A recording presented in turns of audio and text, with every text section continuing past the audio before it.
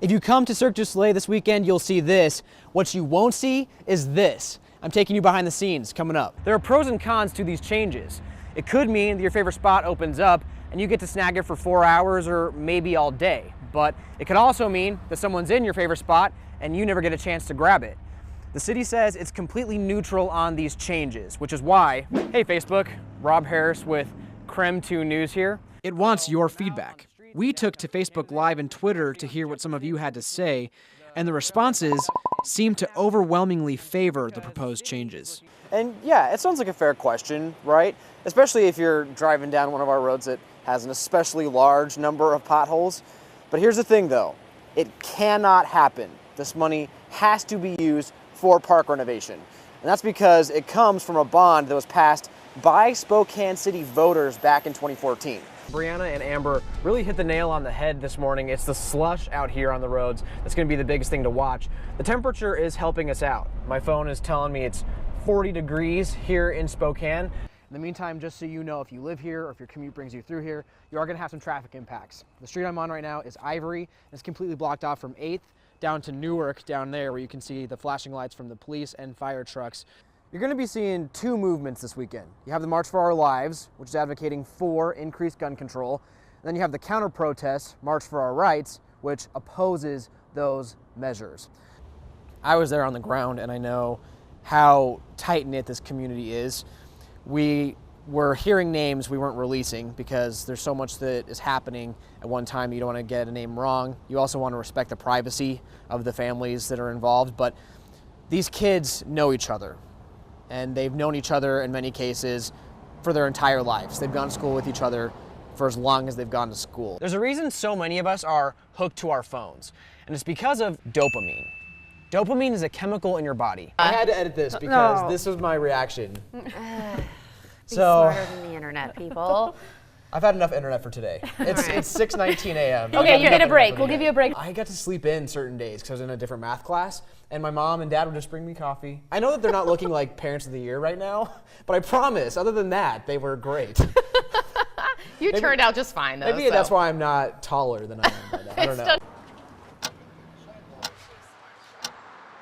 This story is about time. Your time, your neighbor's time, the state of Washington's time. Times like 6:30 a.m. That's when the line started to form outside the Department of Licensing in Spokane Valley. I have other errands to run, but this is the first time I live, so I wanted to get out of the way. Otherwise, if I came late, I might not even get it done. Folks had their iPhones and card games to pass the time as they waited to get inside to wait again. Ginger Daly's boyfriend urged her to come early, hoping she could learn from his misery. He was here for about 2.5, 3 hours, so he told me to get here early. So I'm here, 7:30. In order to put this in perspective, we actually have to go back in time to 2005. That's when Congress passed the Real ID Act. It came in the aftermath of September 11th and established security standards for licenses across the country. The state of Washington got several extensions, but is now working towards compliance. And that's thrown DOL offices quite a curveball. If you have a license deadline looming, here are some time-saving tips from the DOL. Visit during the middle of the week, aim for mornings, avoid the lunch hour at all costs, and take time to check out their website before you come.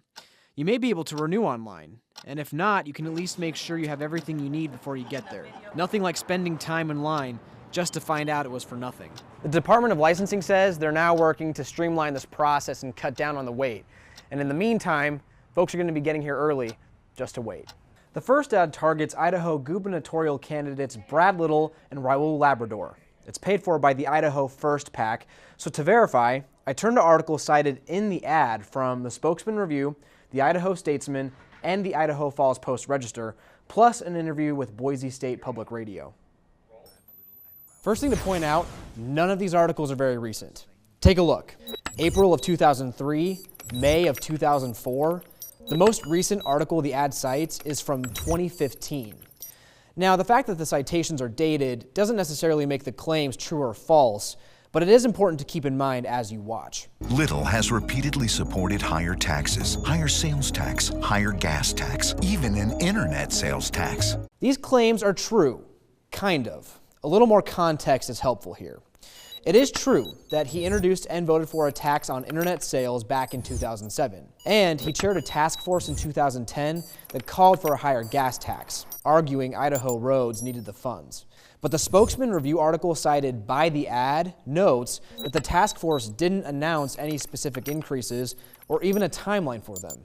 And again, it's important to remember that the articles cited here range from 2003 to 2010. Labrador even voted no on millions for Idaho schools and roads. Again, needs more context. Labrador did vote against a bill that included funding for rural schools in Idaho, but it was added as part of a larger Medicare bill that he didn't support. Labrador said in an interview with Boise State Public Radio at the time that he would have supported the funds as a standalone bill. If it wouldn't have passed, it would have passed as a standalone bill. There was never any danger of this legislation not passing. My goal in the coming months is to fact check every attack ad that airs on KREM or circulates on social media. I can't catch everything though, so if you see politicians or PACs making claims you want verified, reach out to us on social media and give us a heads up. Okay, so all of this confusion starts well before we even knew we were confused. Check out this tweet from the city last night. It says that all the north and south streets in Browns Addition were going to be plowed today at 9 a.m. So flash forward to this morning. I'm in the mobile storm tracker. I'm driving through Browns Addition, talking about how those north and south streets were going to be plowed at 9 a.m. this morning. And then I look up and I see this sign. It says the exact opposite, that it was the east and west streets that were going to get plowed today, and that north and south would be plowed tomorrow. Head-scratching moment. I want to make sure I'm giving people the right information, so I start emailing and calling the city at some ungodly hour, probably like 5:30 in the morning. Finally, I get a hold of them, and I'm told that the new plan is the old plan, which is to do the east and west streets today. Then they canceled the plow completely today and postponed it to tomorrow to make sure that no one who was trying to follow the rules got their car towed. I wanted to find out what happened, so I asked the city. They told me the issue was actually in sign creation, hence why on the sign, Wednesday appears underneath Thursday. The follow-up question, how are they going to make sure it doesn't happen again?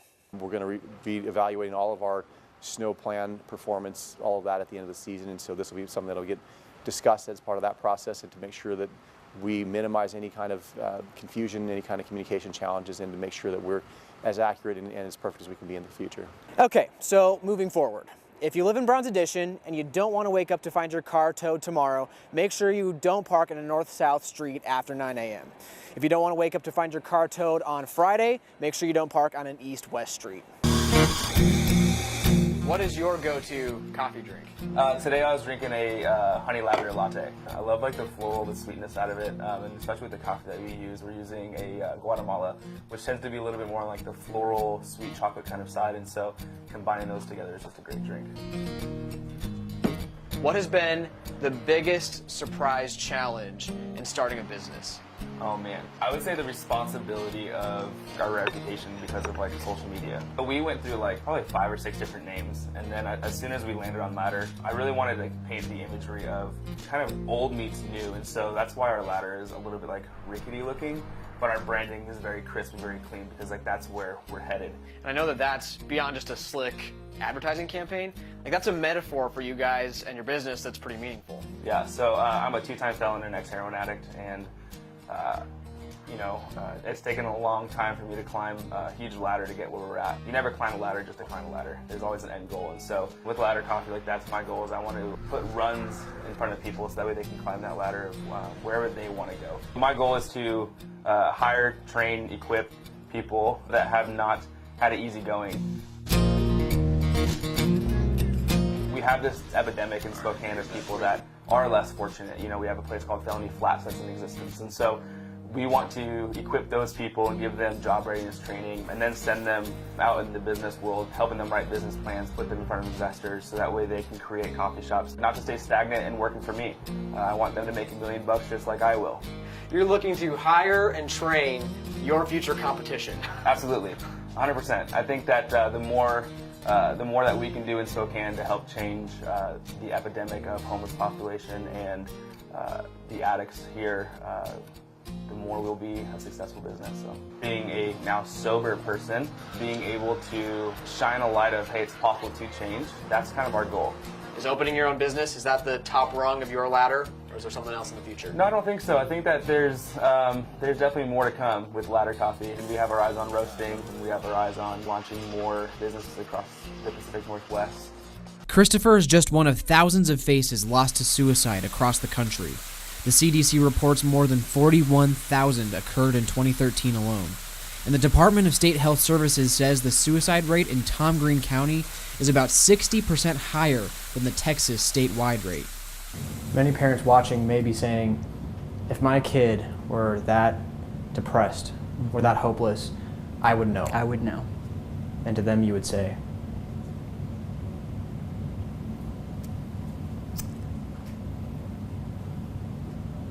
I've spent 15 years asking myself why I didn't know. there's a reason I'm walking along the Centennial Trail in Spokane, Washington. And it's because I want to show you this spot. This is where I was standing more than 6 years ago as a high school senior when I first saw Gonzaga University. It would end up being my home for the next 4 years, home to all of my college experiences, but I was the second most excited person that day. This is the first Father's Day I've ever even thought about Father's Day for like the Saturday before.